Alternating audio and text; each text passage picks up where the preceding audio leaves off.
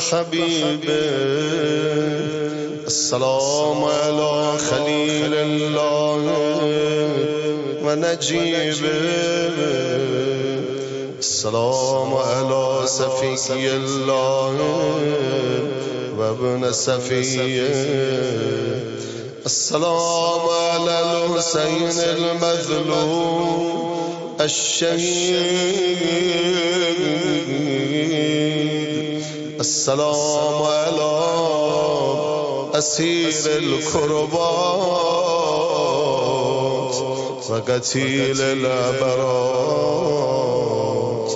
اللهم إني أشهد أنه وليك وابن وليك وسفيك وابن سفيك الفائز بكرامتك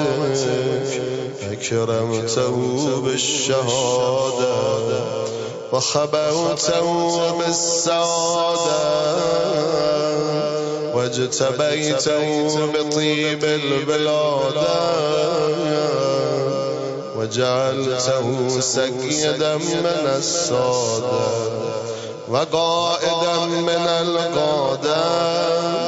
وزائدا من الضادة وأعطيته مواريث الأنبياء وجعلته حجة على خلقك من الأوصياء فأعذر فرداء ومنح النصح وبذل مهجته فيك ليستنقذ عبادك من الجهالة وخيرة الضلالة وقد توازر عليه من غرته الدنيا وباع هده بالأرذل الأدنى وشرى آخرته بالثمن الأوكاس وتغترس وتردى في هواه وأسختك وأسخت نبيك وأتاء من عبادك أهل الشقاق والنفاق وحملة الأوزار المستوجبين النار فجاهدهم فيك صابرا مهتسبا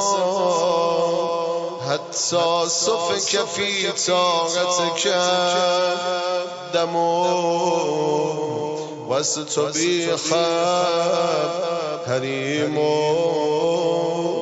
اللهم فلعنهم لعنا وبيلا وعذبهم عذابا أليما السلام عليك يا ابن رسول الله السلام عليك يا ابن سيد الأوصياء أشهد أنك أمين الله وابن أمينه عشت سعيدا ومضيت حميدا ومت فقيدا مظلوما شهيدا وأشهد أن الله منجز ما وعدك ومهلك من غزلك ومؤذب من قتلك وأشهد أنك وفيت بعد الله وجاهدت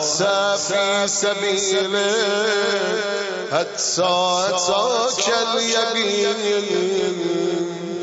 فلعن الله من قتلك ولعن الله من ظلمك ولعن الله أمة سمعت بذلك فرضيت اللهم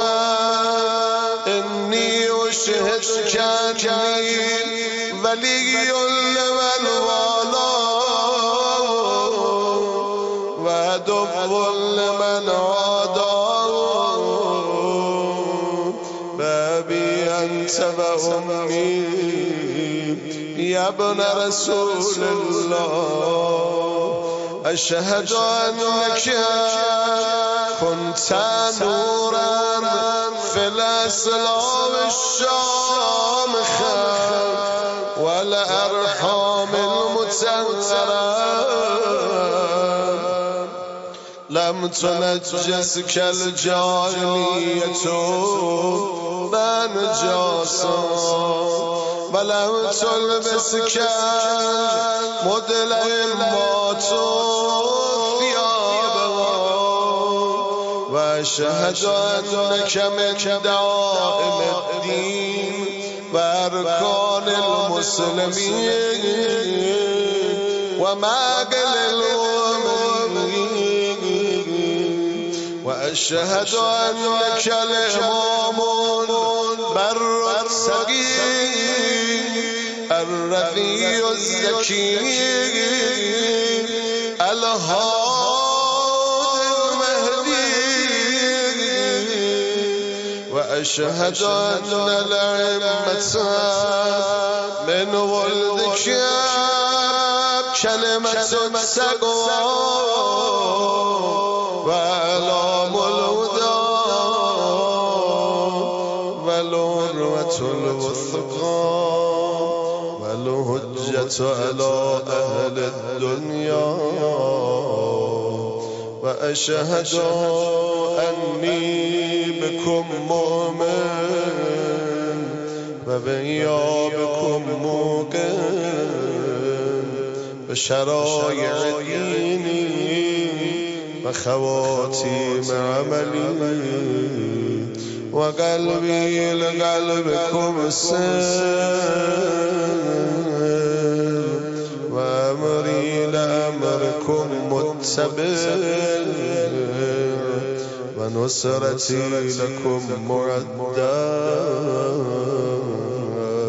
حتى يأذن الله لكم فمعكم لا معدومكم صلوات الله عليكم وعلى أرواحكم وأجسادكم وشاهدكم وغائبكم وظاهركم وباطنكم